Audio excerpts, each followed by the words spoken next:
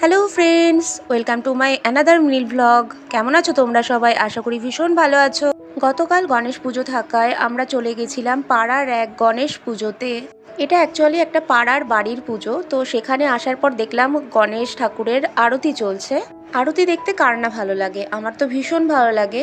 তো গন্নু পাপার সামনে কিছুক্ষণ দাঁড়িয়ে আরতি দর্শন করলাম। এখানকার প্যান্ডেলটাও ভীষণই সুন্দর করেছে, আমার তো ভীষণই ভালো লেগেছে এই মনোমুগ্ধকর পরিবেশটা। তো তোমাদের কেমন লাগলো এই গণেশ ঠাকুরের ভিডিওটা অবশ্যই কিন্তু জানাবে।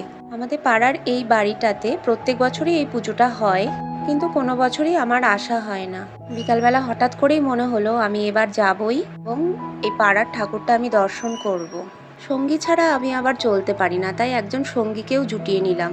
এরপর কিছুক্ষণ এখানে থাকার পরে চলে এলাম লস্যির স্টলে এবং এখানে এসে সবাই মিলে একটু লস্যি খেলাম।